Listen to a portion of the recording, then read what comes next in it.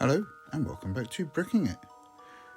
Well, this week some early images appeared online of the new set number 76457, the Hogsmeade Village Collector's Edition. I'm going to have a little look through, and hopefully before these images become completely irrelevant and we get official ones, I'm going to see if I can see what we get in this set. So taking a look at the front of the box, we can see the village layout.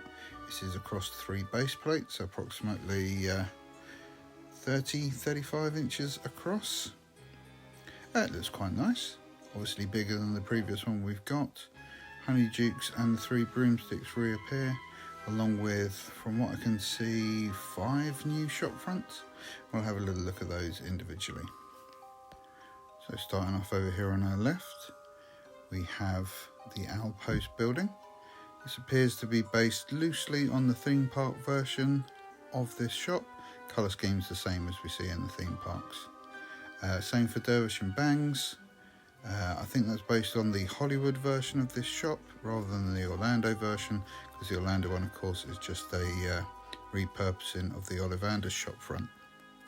Moving on, we get Honeydukes, which has wider windows than the previous version. They were only about 4 studs across and these ones are 6. So we get a slightly wider frontage and we don't get the side taper on the roof, giving us a bit more of a increased interior. Obviously next up is the 3 broomsticks, which is considerably wider than the previous one, and again looks very similar to the theme park version of the build. Next up is the Hogshead, another inn, obviously run by Aberforth, and the next one that we can see clearly is Zonko's Joke Shop at the far end. In between those two is another little build, a tiny little shop front that I will be speculating about shortly. Let's take a look at the back of the box. So on the back of the box we can see our interiors. Not too bad, slightly bigger than the previous version. Obviously we've got more shops, so we get more interiors. Some bits I want to look at in detail here, and if we look to the left of the screen we can see Zonko's, then another shop, then the Hogshead, and I think that middle shop has got to be Scrivenshaw's, just based on the contents. Not bad interiors, obviously not screen accurate. I don't know how they match up to the theme park interiors because I've never been, but you know, quite nice, very playset style. Not as extensive as I think some of us may have hoped, but overall not too bad.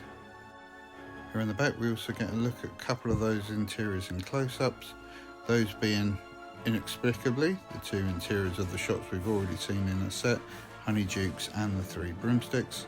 Also get a look at the horse, strangely not the carriage it's pulling, and a shot of the Golden Trio in Hogsmeade, and this is taken from Prisoner of Azkaban, which is a little unusual, especially when we move on to our minifigure selection. So looking at our minifigures, obviously we've got Harry, Ron and Hermione, and they are in the same outfits they're wearing in the Half-Blood Prince. You see them in these outfits walking back from Hogsmeade after being in the 3 broomsticks, and this is when they encounter our next minifig selection in this set, and that is Katie Bell. Now, as soon as I saw this torso used in the quality Quidditch supplies from just earlier in the year, I knew we'd see it again in Hogsmeade, because this is the exact outfit she wears when she gets cursed. As you can see, we've got that cursed face, which is the last element I've been waiting for to update my mock I made of this scene, and incidentally it uses the same hair I chose for that scene, which is from Pocahontas. Moving on, we get Malfoy, a repeat of the one we got in Malfoy Manor. Again, really generic torso that's been used in other places and not specific to Malfoy. Our next minifigure is a new and exclusive one, a Zonko employee. And moving down to the next row, we get Professor McGonagall, which is a wild disappointment, especially seen as some of the other minifigs we've got, especially the one in the boathouse, which had all that extra printing, looked fantastic. And this one really has been phoned in, I think. Next up is Aberforth, landlord of the Hogshead, and it's nice to see some leg printing on this version of him, so we get his kilt.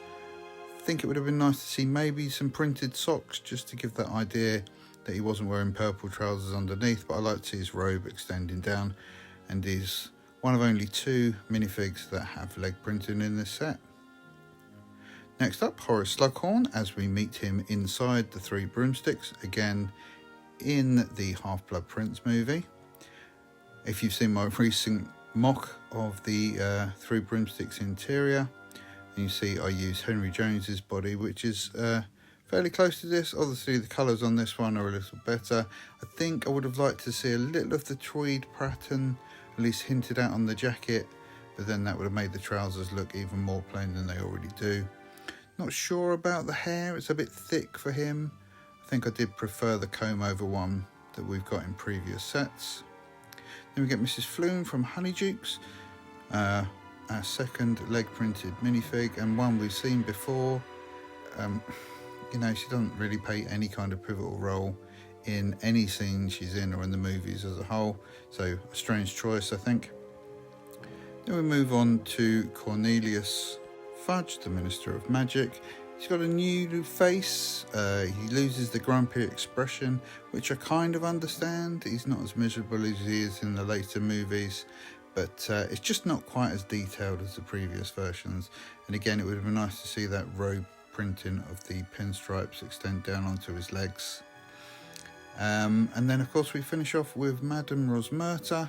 Nice to see her in a dress piece. I don't think it's anything we couldn't have done with the previous torso we've got for her. And she's got that new smirking face and the hair she's had previously. Not a bad minifigure selection, nothing to blow us away. It's nice to see Ron in another checked jacket. He always seems to be in one variation of those or another, and I think this may become the default Deathly Hallows Ron that I use for my Battle of Hogwarts scenes. It's nice to see the Dumbledore's Army list made once again, this time on a 2x2 rather than a 2x3 tile. And Ron also has that new woolly hat hairpiece with the red hair. I've seen that hat in various places before, like on the Jaws set. It's nice to see it with the red hair. Other than that, new parts and pieces, not so much. You can obviously see that the 2 boxes of goods that you can buy from our merchants in Hogwarts are stickered elements, and I'm sure that's going to send untold numbers of you off the deep end, especially considering the rumoured prices for this set. So let's have a look at this street scene now. So here we can see the 7 different businesses represented in our Hogsmeade. I quite like the outpost for its narrowness and its height. Again, quite similar in dimensional style to the mock I made last year. Dervish Bangs is a nice addition. I'll be looking forward to adding that to my Hogsmeade, obviously as a mock version. Honeydukes, I don't know if that stands up versus the older version. Obviously it's a little wider, but I don't know if it's an improvement. For exteriors, the 3 broomstick is much more impressive, and I really like the use of the 2 long bars and the new broom heads to make that 3D sign out the front. And of course the Hogshead Inn is using its theme park version, so it's replicating that look. And Zonko's is quite nice, although there have been some really great mock designs of Zonko's over the years, and really this doesn't stand out much amongst them. I think I much prefer Scarlet Patronus's version that they did some time ago. And then Scrivenshaw's, tucked away between those 2 larger builds, is almost a footnote. It's only about 4 studs wide. Also at the side of the 3 broomsticks, which we can't see very well in this image, and unfortunately I didn't spend very long scouring the internet for these images, so you can't see it, but there is actually a jail cell gate between the 2 pubs, and that would appear to indicate that there's some kind of passageway that's private or leads to the back of the buildings or something. As far as the street itself goes, we can see the horse and the sleigh out the front that delivers fudge to the 3 broomsticks. Got a couple of street lamps, the obligatory wanted sign for Sirius Black, and we seem to have a water pump outside the outpost buildings. So not a bad street scene. I'm not sure if this is going to be entirely worth the money they're asking for it, but time will tell, and when we get official images I'd love to look a little closer at what we're really going to be getting. Overall, I quite like this set. if for no other reason than it legitimizes mocks that I've made before and makes me feel a bit better about what I've come up with, and gives me another sticker sheet to hunt down in the future. Looking at some of the interiors of the builds, they're okay. Again, they really are designed just to fit inside these shells, and Lego really do seem to be focusing on the exterior as the defining point of these builds. So in conclusion, this set not even close to as good as the Diagon Alley Collector's Edition. I'm not even sure if it lives up to the current play scale version of the Diagon Alley shops that we're receiving in the current run. Anyway, those are my thoughts. Let me know what you think down in the comments. If you've enjoyed this video, please do leave us a like, share with your friends, and for more Wizarding World news, please subscribe to Bricking It. Bye bye.